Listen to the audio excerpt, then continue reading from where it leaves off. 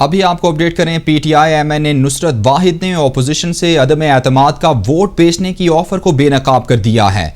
Peoples party की जानिब से वोट के बदले 16 करोड़ रुपए की ऑफर की गई। नुसरत वाहिद की जानिब से उनकी जानिब से कहा गया कि पीपल्स पार्टी ने 16 करोड़ के साथ स्पेशल सीट की ऑफर भी की। पीपल्स पार्टी पंजाब और सिंध की जानिब से पैसों की ऑफर हुई। हराम का पैसा नहीं लेना चाहती, हराम का पैसा शक्ल नहीं नस्ल बिगाड़ता है। नुसरत वाहिद ने कहा कि रकम की पेशकश करने वालों का नाम फिलहाल नहीं बता सकती। वो ज़मीर नहीं रखती जो पैसों की लालच में फरोख्त हो जाए। जिन लोगों ने ज़मीर बेचा उन्होंने वज़ीर आज़म इमरान खान से गद्दारी की। नुसरत वाहिद ने कहा कि कल भी वज़ीर आज़म के साथ थी, आज भी हूँ और हमेशा रहूंगी। वज़ीर आज़म करप्शन के खात्मे के लिए फ़र्द वाहिद का किरदार अदा नहीं कर सकते। पीटीआई एमएनए नुसरत वाहिद EOBI के साबिक DG वाहिद खुर्शीद की अहलिया हैं। वाहिद खुर्शीद को EOBI स्कैंडल में गिरफ्तार किया गया था। करप्शन के 1 दर्जन के करीब केसेस हैं। वाहिद खुर्शीद के खिलाफ सिर्फ कराची में 1 अरब रुपए से जायद का करप्शन केस दर्ज है। वाहिद खुर्शीद करप्शन केसेस में मुतअद्दिद मरतबा जेल जा चुके हैं। EOBI केसेस जेर समात भी हैं। शोहर पर अरबों रुपए की करप्शन का इल्जाम लगा। नुसरत वाहिद को ऑफर करने वाले का नाम बताना चाहिए। नाकिदीन की जानिब से ये कहा गया है, जिस तरह वाहिद खुर्शीद की करप्शन को बेनकाब किया गया, ऐसे ही नुसरत वाहिद भी सामने आए। नाकिदीन की जानिब से यह मुतालबा किया गया। नुसरत वाहिद ने पैसे ना लेने की बात करके अच्छा किया, इनके घर अरबों की करप्शन का पैसा भी तो गया। नाकिदीन की जानिब से यह कहा गया है। हम तो मैं नहीं बताऊंगी कि किसने मुझे ऑफर किया, लेकिन एक साहब पंजाब से हैं, वो भी पीपल्स पार्टी के, और एक साहब सिंध से हैं। दोनों ने मुझे ऑलमोस्ट 16 करोड़ की 16 करोड़ मैंने यही उनको कहा। मेरे पास अल्लाह का दिया सब कुछ है, रब्बे करीम का बड़ा एहसान है मेरे ऊपर। और मैं आपको एक बहुत इंपॉर्टेंट चीज बताऊं, शायद आप लोगों ने इस बारे में गौर नहीं किया कि सिंध का पैसा गया कैसे। ये जितनी ये रैली जो थी ना, जो निकल के गई है, जिसमें सारी बड़ी बड़ी गाड़ियां थी और वो गाड़ियां वहीं पे हैं इस्लामाबाद में, और उनकी हिफाजत इनके पुलिस वाले कर रहे थे कराची के, और वो सारा पैसा उन गाड़ियों में गया है। वो सब का सब पैसा सिंध हाउस में है, वहीं से वो पैसे से लोगों को दे रहे हैं। और किस तरह दे रहे हैं, क्या कर रहे हैं। तो मैं जो बात करना चाह रही थी, वो एक क्वेश्चन है मेरे अपने लीडर से।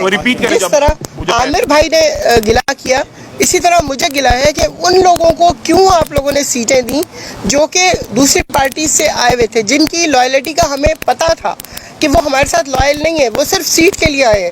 तो मेरा सवाल है अपने सिंध के लीडर से, जो उस वक्त के लीडर थे, कि क्या नज़र आया उन लोगों में जिनको वो लेके आए, और 20-20 साल पुरानी खवातीन जो काम कर रही थी, जो हादसों का शिकार हुई, जिनकी नौकरियां छूटी, जिन्होंने सब कुछ किया, उनको पीछे छोड़ के इन तमाम खवातीन को जो कि दूसरी पार्टी से आई हुई थी, उनको 1, 2, 3, 4 के बाद सारी पोजीशनें उनको दे दी।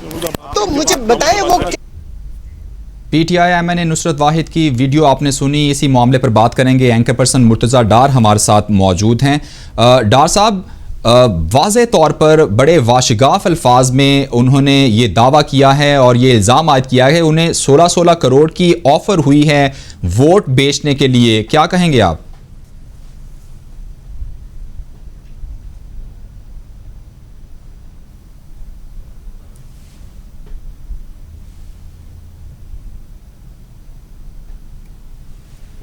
आपको अपडेट कर रहे हैं। पीटीआई एमएनए नुसरत वाहिद ने अपोजिशन से अदम एतमाद का वोट बेचने की ऑफर को बेनकाब कर दिया। पीपल्स पार्टी की जानिब से वोट के बदले 16 करोड़ रुपए की ऑफर की गई। नुसरत वाहिद का इल्जाम, कहा पीपल्स पार्टी ने 16 करोड़ के साथ स्पेशल सीट की ऑफर भी की। एंकर पर्सन मुर्तज़ा डार हमारे साथ मौजूद हैं। डार साहब, आपने गुफ्तगू भी सुनी होगी नुसरत वाहिद की। वाज़े तौर पर उनकी जानिब से कहा गया कि उन्हें 16 करोड़ की ऑफर हुई है और पीपल्स पार्टी का नाम भी साथ लिया गया। क्या कहेंगे आप? देखें, इनको अगर जो 16 करोड़ रुपए की ऑफर हुई है, और इस हवाले से उन्होंने कहा कि जी मुझे 2 मुख्तलिफ औकात है जिसके अंदर 16 करोड़ रुपए ऑफर नहीं किए गए, बल्कि उसके साथ मखसूस नशिस्त भी ऑफर की गई। पंजाब में भी की गई पीपल्स पार्टी की जानिब से, और सिंध में भी की गई। पहला सवाल ये है कि आपके साथ इस किस्म की पेशकश ऑपोजिशन की एक बड़ी जमात की करना, और वो भी करप्ट प्रैक्टिस जो है वो करना, क्या आपने इसका नोटिस अपने या इसके बारे में आपने नोटिफाई किया प्राइम मिनिस्टर को या अपनी पार्टी चेयरमैन को? आपने बताया तो उस पे जो मेरी अंडरस्टैंडिंग है या जो मेरे पास इंफॉर्मेशन है उनको नहीं बताया गया। अब दूसरी चीज ये है कि ये इनके ऊपर इल्जाम लगा रही हैं पार्टी के ऊपर, और वो ज़ाहिर लगाने का हक रखती हैं अगर उनके पास इस चीज का सबूत है।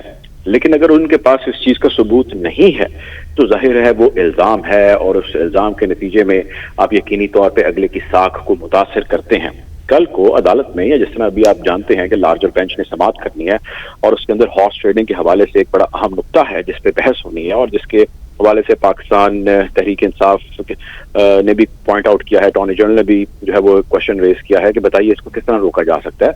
अब उसके अंदर अगर अदालत इनको तलब करती है और तलब करके कहती है जी सबसे पहले तो आप हमें नाम बताएं, क्योंकि वो मीडिया पे या पब्लिकली तो वो नाम नहीं बता रही, और मुतअद्दिद मरतबा जो है उनसे पूछा गया वो नाम नहीं बता रही। अब अगर उनसे कोई ये पूछता है कि चलें आपने नाम नहीं बताना, आप अदालत के अंदर इस चीज को प्रूव कीजिए, आप अदालत के अंदर इस चीज को बताइए, तो चले वो नाम बता देती हैं, उसको प्रूफ कैसे करेंगी? सो प्रूफ करना अदालत में ज़ाहिर है चीज को प्रूव करना ही सब कुछ है, ये सब मायने रखता है। तो उसके हवाले से उनके पास कोई सबूत हैं, उनके पास सबूत नहीं है, अगर हैं तो वो किस किस्म के हैं, अगर नहीं है तो क्या इल्जाम बराए इल्जाम जो है वो लगाना और चलना क्या एक अच्छा अमल है या एक अच्छा अमर है?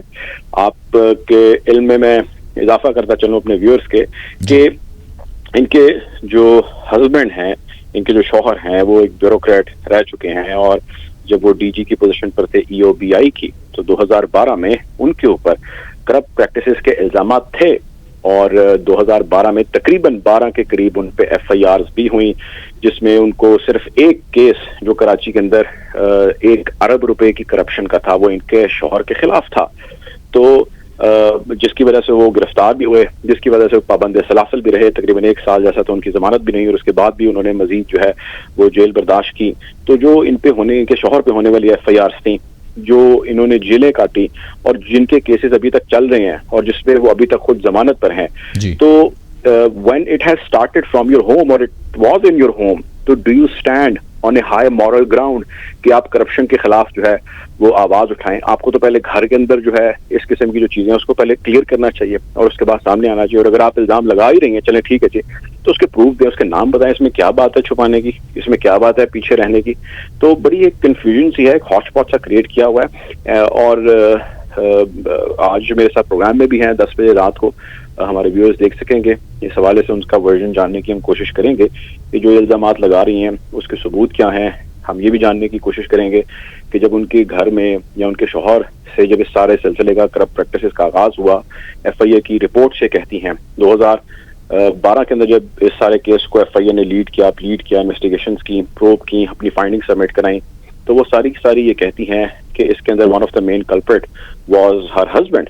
तो घर के मामला तो पहले आपके करप्शन के हवाले से जो है उसमें आपको क्लियरेंस अभी नहीं मिली, और आप दूसरी जानिब जो है एक और पार्टी के ऊपर करप्शन का इल्जाम लगा रही हैं, उनको प्रूफ कैसे करेंगी? बहुत सारे सवालात हैं जिनके जवाब अभी इनसे आने बाकी हैं, लेकिन जब तक ये नहीं आ पाते तब तक उनका ये नैरेटिव या उनका ये स्टांस या उनका ये कंसर्न जो है शायद हाई मॉरल ग्राउंड्स पे स्टैंड नहीं करता। वो एक इल्जाम ही है, इसी किस्म का इल्जाम जिसका वो भी कहते हैं कि मेरे शौहर के ऊपर भी जो है इल्जाम लगा था। बहरहाल आज प्रोग्राम में रात 10 बजे हमारे साथ होंगी और हम उनसे इन्हीं सवालात के हवाले से जो है वो मजीद हकायक जो है वो जानने की कोशिश करेंगे। जी ठीक है, बहुत शुक्रिया। एंकर पर्सन मुर्तजा डार हमारे साथ मौजूद हैं।